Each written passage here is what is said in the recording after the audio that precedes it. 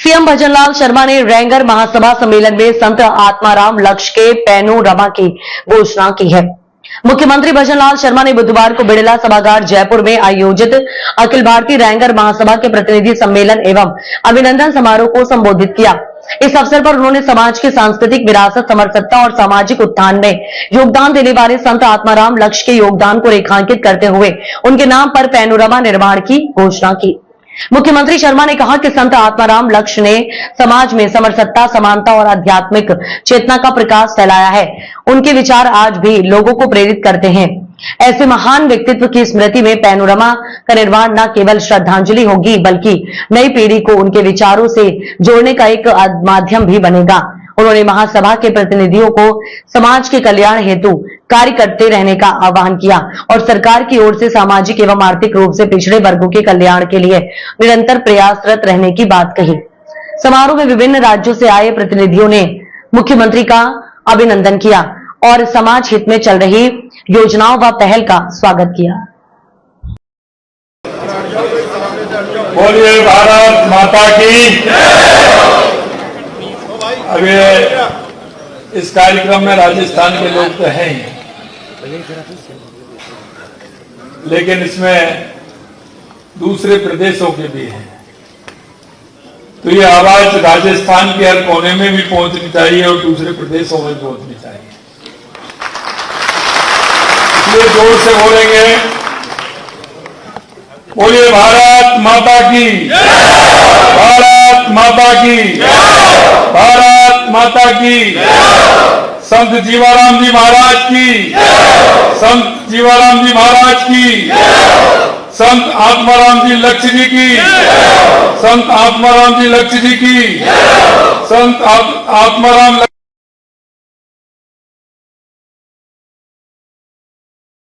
भीमराव अम्बेडकर जी की।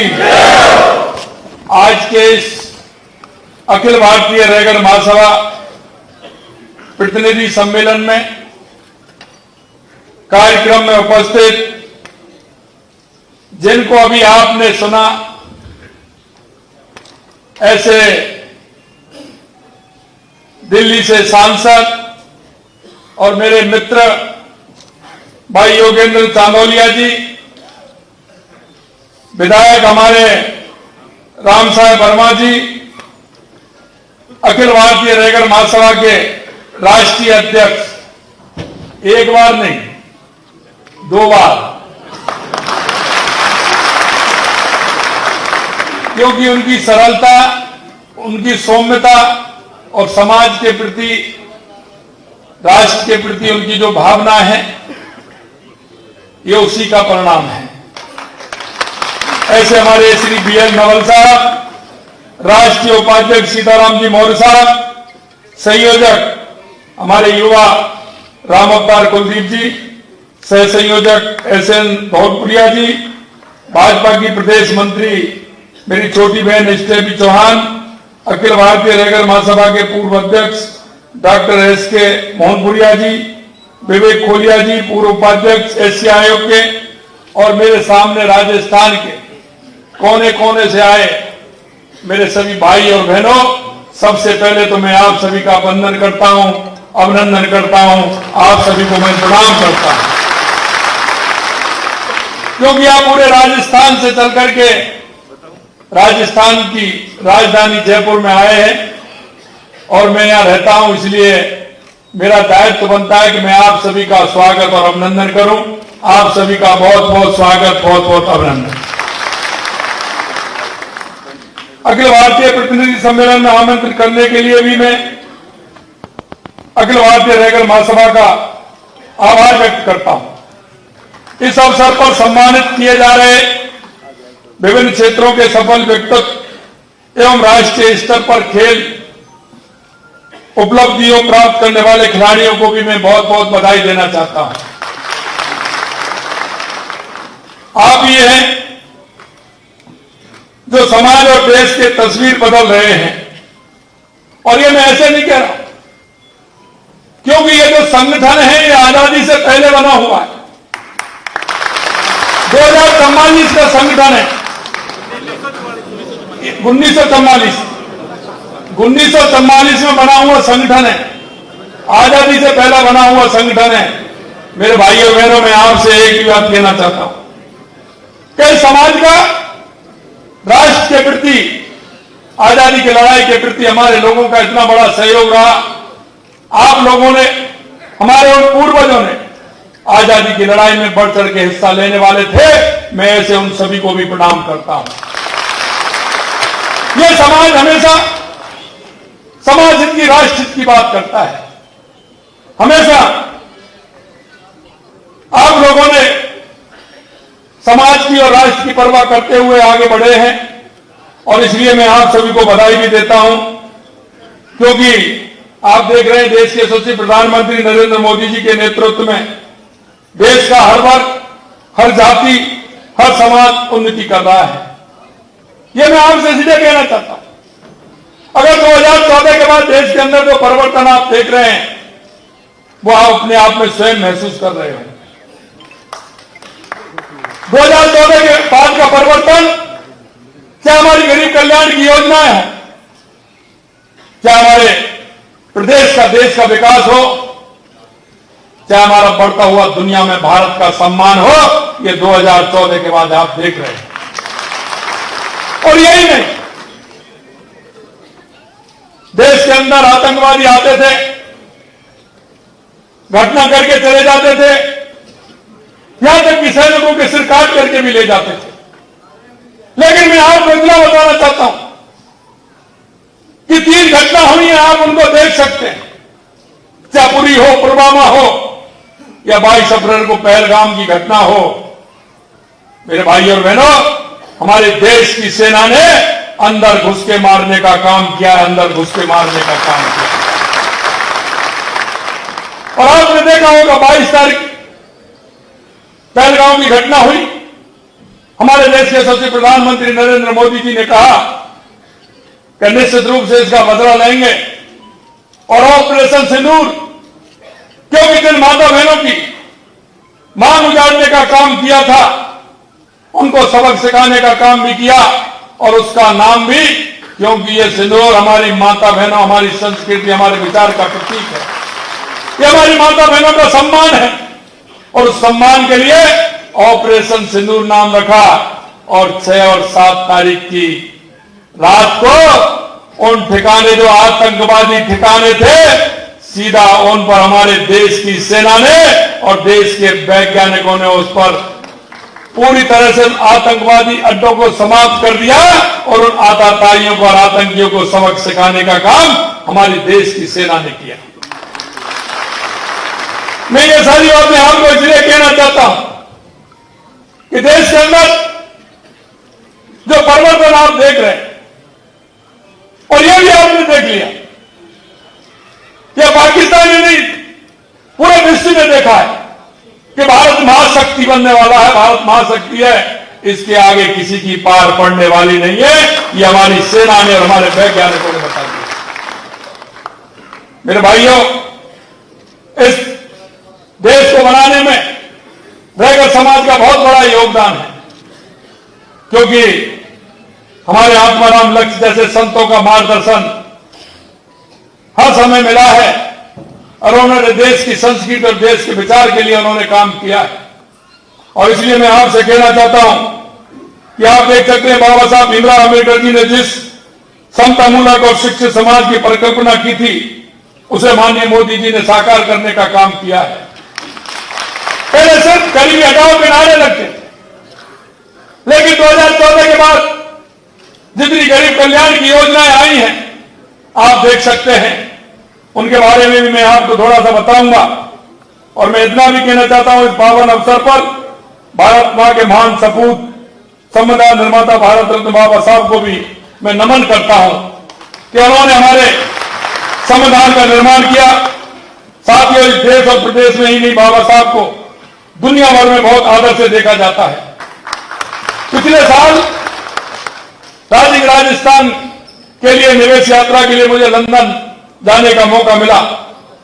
मैंने उनका किंग हेनरी रोड स्थित ऐतिहासिक अम्बेडकर हाउस का दौरा किया। निश्चित रूप से मैं अभिभूत हुआ। देश के यशस्वी प्रधानमंत्री नरेंद्र मोदी जी ने उसका नया रूप देकर के उसको बनाया। बाबा साहब की स्मृति में यह स्थान बाबा साहब डॉक्टर भीमराव अम्बेडकर से जुड़ी अमूल्य स्मृतियां, उनके जीवन के महत्वपूर्ण प्रसंगों और उनके द्वारा किए गए अद्भुत कार्यों का साक्षी है। जब मैं वहां गया तो मैंने देखा कि जिस तरह से बाबा साहब का एक एक जो कमरा था उसमें वो पढ़ते थे, जिसमें विश्राम करते थे, वो था रेलवे लाइन के बिल्कुल बगल में पीछे वृक्ष था। वहां जब जो लोग थे उनसे जब मैंने पूछा तो उन्होंने बताया कि बाबा साहब यहां जब ट्रेन आती थी इस वृक्ष के नीचे एक टेबल लगी हुई थी, उस टेबल पर बैठते थे और जब वो ट्रेन से जाते थे और ट्रेन से आते थे वो बाहर इसलिए बैठते थे जैसे ही ट्रेन आती थी पैदल चल करके स्टेशन पास में था वो जाते थे। अगर उस स्थान को देखेंगे उसमें से अलग ही खुशबू आती है, एक संदेश देने वाला स्थान। इसलिए मैं कहना चाहता हूं दुनिया आज भी उनके अर्थशास्त्र, सामाजिक दर्शन और कानून का ज्ञान लोहा मानती है। उन्हें इसीलिए तो सिंबल ऑफ नॉलेज कहा जाता है।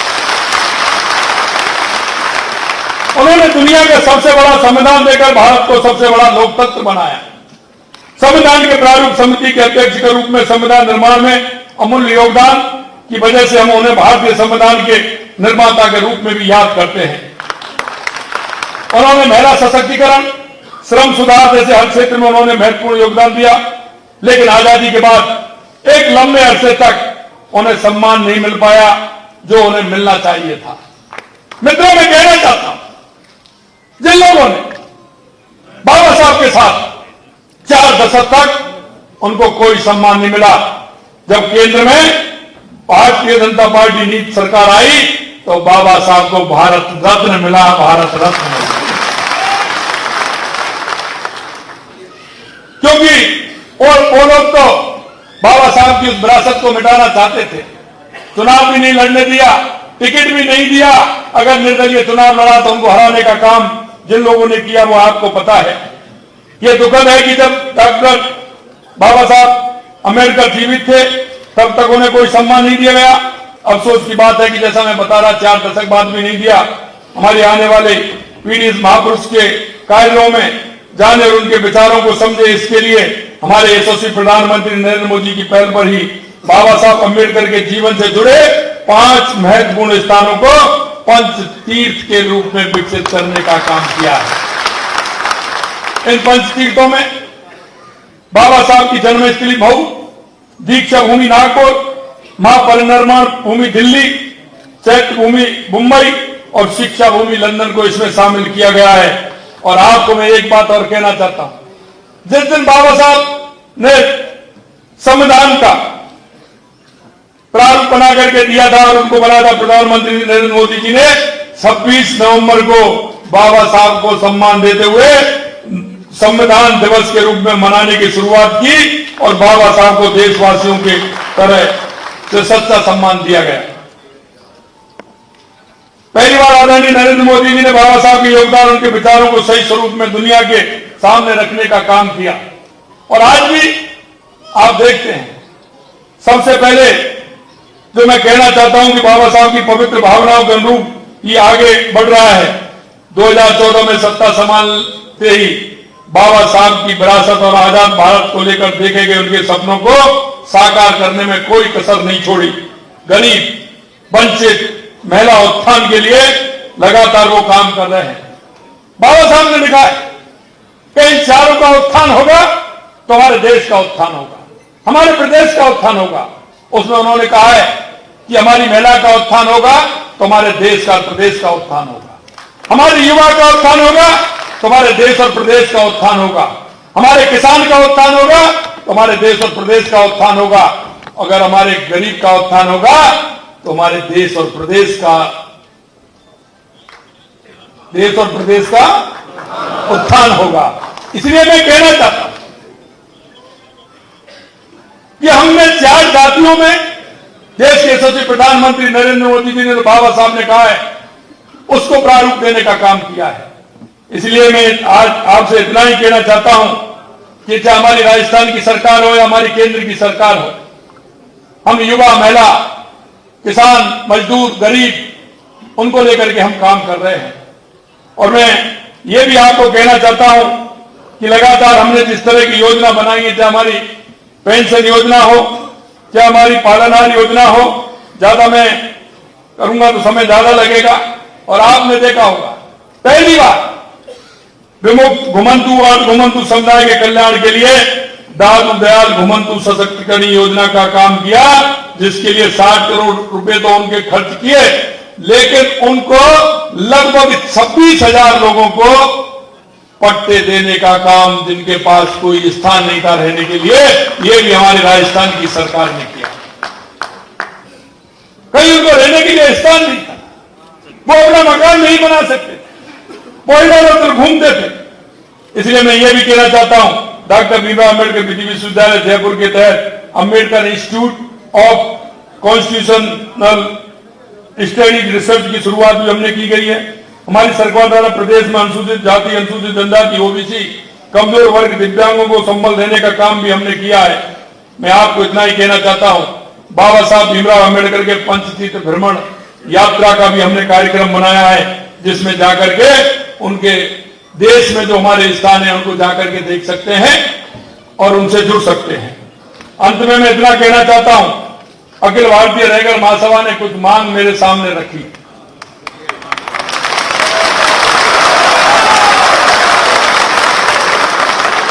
मेरे से कह रहे थे बीएल नवल साहब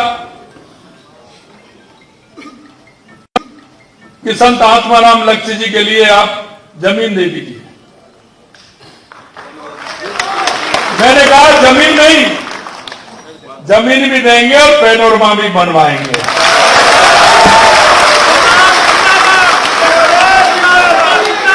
क्योंकि हमारे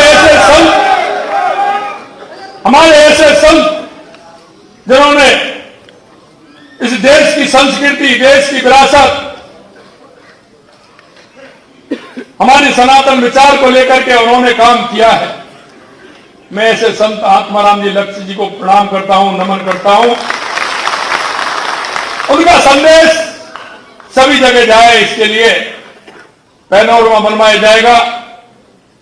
कुछ जगह उन्होंने स्थान और बताए मेरे को कि वहां भी आपको कुछ जमीन देनी है, जिससे कि आने वाली हमारे युवा पीढ़ी का उसका लाभ मिल सके। उनके लिए कुछ ऐसी संस्था, हॉस्टल बना सकें, जिससे कि वो अपना छात्रावास बनवा सकें, जिससे वो अपना ठीक प्रकार से शिक्षा ग्रहण करते हुए आने वाली पीढ़ी को भी दिशा दें। और वो एक जो लक्ष्य मन में सोचा है उन्होंने आगे बढ़ने का, उन्होंने जो लक्ष्य देश और राष्ट्र की सेवा को समर्पित होने का काम वो कर सकते हैं। मैं वो भी कहना चाहता हूं कि जहां आप आवश्यकता समझोगे, जहां आप बताओगे, वहां वो भी हम करेंगे। क्योंकि ये समाज हमारा ऐसा समाज है कि हमेशा राष्ट्र के हितों से जुड़ा हुआ है और राष्ट्र से जुड़कर के आप काम करते हैं। मैं अंत में इतना कहूंगा आपसे, मेरे भाई और बहनों, इस देश की राजनीति की जो दिशा थी आजादी के बाद, वो दिशा भटकी थी। मैं आपको इतना ही कहना चाहता हूं, देश के यशस्वी प्रधानमंत्री नरेंद्र मोदी जी ने मजबूर कर दिया है देश के उन राजनीतिक दलों को और राजनेताओं को कि देश की सेवा करिए, देश की जनता की सेवा करिए। इसके लिए उन्होंने उनको भी मजबूर करने का काम किया है। और मैं आपसे यही कहना चाहता हूं कि हम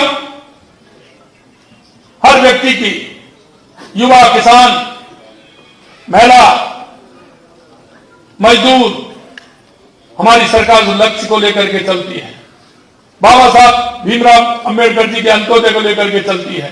हम आपको विश्वास दिलाते हैं कि लगातार हमारी सरकार, ये डबल इंजन की सरकार, हमारी केंद्र की और राज्य की सरकार, आपके हितों को ध्यान रखते हुए समाज का अगर कोई इसी तरह का काम आएगा, निश्चित रूप से सरकार के द्वार खुले हुए हैं। आप आइए और अपने लक्ष्य के लिए आगे बढ़िए और पूरी तरह से काम करिए। मैं आज पुनः, क्योंकि मेरे को पता है 1944 की संस्था और 1944 की संस्था आज जिस रूप से काम कर रही है, मैं निश्चित रूप से अध्यक्ष जी को और उनकी टीम को बहुत बहुत बधाई देता हूं, धन्यवाद देता हूं और आप सभी को भी धन्यवाद देता हूं। कि एक साथ आप सभी के दर्शन का लाभ मुझे मिला, इसलिए आपको भी धन्यवाद देता हूं। आज क्योंकि मेरे को बीकानेर जाना है, कल पीएम साहब का कार्यक्रम है, थोड़ी में समय की जल्दी है, नहीं मैं आपके बीच में बैठता, कुछ और बातें भी सुनता, कुछ मिलता। कई लोग मेरे देख रहा हूं मैं, कुछ परिचित हैं, मित्र हैं, भाई हैं, बहन हैं। मेरे को थोड़ा सा समय का अभाव है, इसलिए मैं इतना ही कहना चाहूंगा कि हमेशा सरकार के द्वार आपके लिए खुले हुए हैं। आइए और हम सब मिलकर के हमारे राजस्थान को कैसे आगे बढ़ा सकते हैं, हमारे देश को कैसे आगे बढ़ा सकते हैं, बाबा साहब भीमराव अम्बेडकर के रास्ते पर चल करके हम दुनिया में हमारे भारत को एक मजबूत भारत और विकसित भारत, उत्कृष्ट भारत बनाने में, उत्कृष्ट राजस्थान बनाने में हम सबका योगदान हो। इसी आशा और विश्वास के साथ आप सभी को पुनः धन्यवाद। जय हिंद, जय भारत, जय राजस्थान।